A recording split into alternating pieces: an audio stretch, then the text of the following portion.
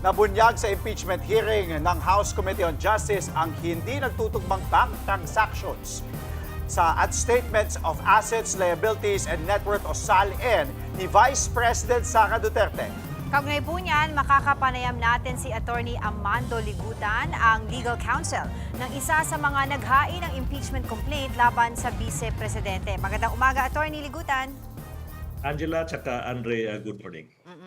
Siyempre, unang-una po, ano po ba ang inyong mga naging reaksyon dito po sa mga lumabas na mga bagong ebidensya sa umano'y hindi po maipaliwanag na yaman o unexplained wealth ni Vice President Sara Duterte?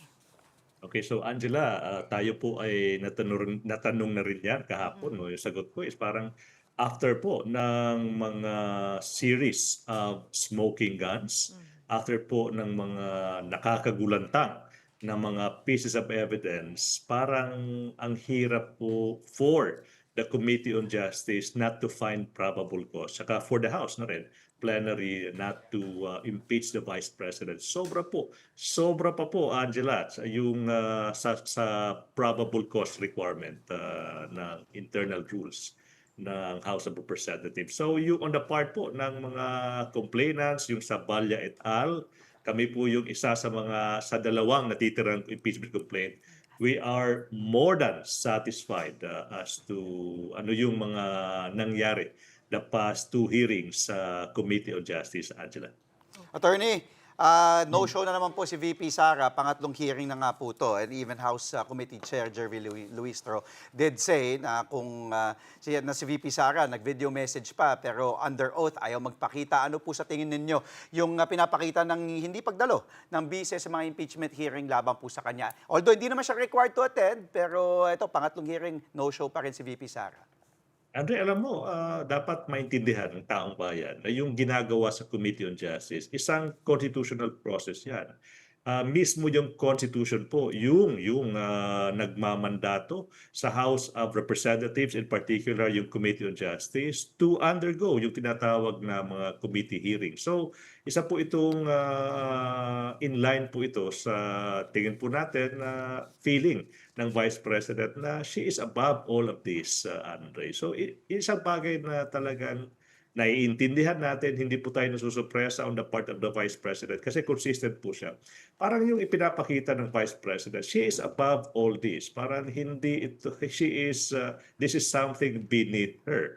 Pero alam mo, Andre, nagba-backfire yan eh. Kaya nga ako yung abogado. No? Napag-usapan kahapon yan, informally, ako yung abogado ng Vice President. I would tell the Vice President na, ma'am, siguro po dapat na po tayong umarap sa Committee on Justice kasi sobra-sobra na po yung ebidensya against us. Pero alam mo, Andre, yung nakakatawa dyan, kung gaano katahimik yung Vice President, kung gaano ka nonchalant, so to speak, yung Vice President, when it comes to sa mga hearing, ganun naman ka-agresibo, ganun ka-rabid yung mga supporters niya sa social media. So isa po itong spectacle na yung mga complainants, yung ebidensya for the complainants ay ipinapakita sa formal na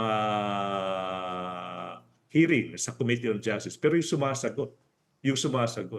mga supporters ng Vice President on social media. So, Andre, hindi po ito nakakatulong sa kapakanan ng Vice President. That's why every time po na may isang testigo na ipinipresenta sa committee hearing, talagang tinatawag po ng chairwoman, si Jinky Luistro, yung Vice President. That is just to remind the public na talagang dapat nasa loob ng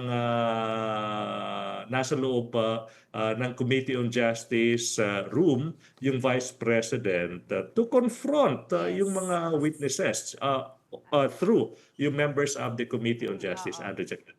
Attorney, of course, pag-usapan po natin yung mga ebidensya kahapon. Unang-una po itong inilatag ng AMLAC at ni dating Senador Antonio Trillanes. Gaano po kabigat ito doon sa usapin po ng impeachment?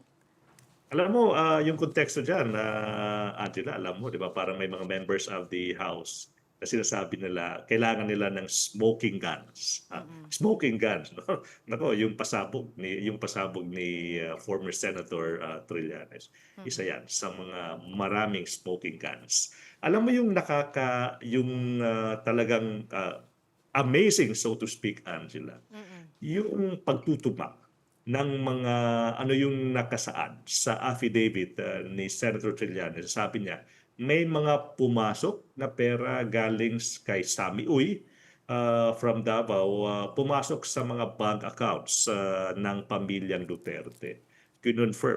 Kinonfirm ng AMLAC yun, point by point. Alala po natin kahapon, in fact, sabi po ni Congresswoman De Lima, sampling pa lang, parang 18 transactions, swak na swak, 100% bullseye. No? So yung mga sinasaad, yung mga aligasyon ni former Senator Trillanes na may pumasok na pera galing sa yung tinatawag na, sabi daw, parang may interest sa drugs. Yun yung balita, si Sami Uy, talagang pumasok sa bank accounts. Swak na swak, bullseye. So isa lang yan, Angela, sa mga smoking guns. Sa mga smoking guns na hinahanap po ng members of the House. Yes. Right. Attorney, dagdag ko lang din po, no, yung isa po sa mga pinagtalunan kahapon bago matapos yung hearing, yung green box po na galing sa BIR. No, nagtalo po sila doon kung bubuksan ba yun o hindi dahil ginigiit po ng BIR Commissioner na yun po ay maaaring buksan lamang under an executive session or kung may in aid of legislation. Ano po ba ang take nyo dito? Hindi po yan setback on the part of the complainants, yung hindi pagbukas ng green box na yan. Alam mo, hindi pa nga nakakatulong sa Vice President yan kasi yung anticipation ng tao, ano ba yung laman ng green box. Pero Angela, ito yung sinasabi natin, no? Even without yung mga ITRs ng mag-asawang Mansa ka Sara Duterte, kahit hindi buksan yan, kahit hindi makita ng taong bayan yan, sufficient na po, Angela, yung mga naipakita na so far. Kasi nga, parang the argument is, hindi na argument, conclusion na, nakasulat kasi sa Constitution. Kanina narinig ko yung pag-uusap nyo. Sabi nyo, ba't daw kailangan magdeklara ng tinatawag na SALN or mag-file ng SALN yung isang public official? Yung sagot dyan, nasa Constitution mismo yan. Nasa Constitution mismo yan, Article 11 ng Constitution. Yung Constitution mismo, Angela, yung nagsasaad na dapat yung isang public official like the Vice President mag-file annually na tinatawag na SALN. Okay, that's on one hand. Now, yung SALN, yung purpose niyan is para ilatag doon under oath ng isang public official ano yung tinatawag na assets and liabilities and net worth niya. Ibig sabihin, eto lang yung mga pera, eto yung ari-arian, eto yung liabilities, eto yung assets, eto yung utang ko. Now, pag hindi po yan nagtugma, yung tinatawag na contents ng SALN, let's focus on the cash deposits. Pag hindi po yan nagtugma sa actual na cash deposits sa mga bangko, isang constitutional violation yan. Alam mo, Angela, alam mo, maalala nyo, we removed a former Chief Justice for more than less. We also removed through co-warranto former Senator, former Sereno for a lot less than that. So siguro more than enough na po. In fact, sabi namin conviction na ito hindi nga lang probable cause. Enough na yung mga naipakita so far to convict this Vice President, to remove this Vice President from office, Angela Chakadri. Attorney, ito, may tanong po ako, pero una sa lahat, salamat din po pala. Ibig sabihin, nanonood po kayo mula alas 5:30 pa kanina. Yes, of course. No? Napanood ko yung pag-uusap niyo kanina. Napaka-lively discussion po, Andre. Yes. Salamat po, Attorney. Ito po, ano po naging reaction nyo naman sa pagpayag na makabiyahe po sa labas ng bansa abroad ang Vice Presidente habang nagpapatuloy po ang kanyang impeachment proceedings? Alam mo, isang bagay, nakasulat doon, from 2019 to 2024, zero cash deposit. Ulitin ko, cash deposit zero. Saan galing yung pera? Saan galing yung pera yung expenses, yung igagasta ng Vice President for her expenses? Pero alam mo, isang bagay na for me, it was shattered big time sa mata ng publiko. Kasi nga yung pamilyang Duterte, parang yung impression na yung gusto nilang maipakita sa publiko, isang simpleng pamilya. Apparently hindi.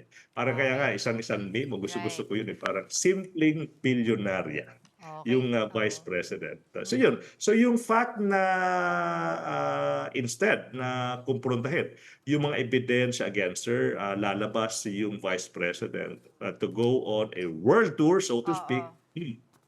It is in keeping, Andre, sa tingin natin sa ano ba yung tunay na ano yung tunay na nature ng vice president. Oo. So, He is above kumbaga, the law. This is what she's oo. saying. Andre.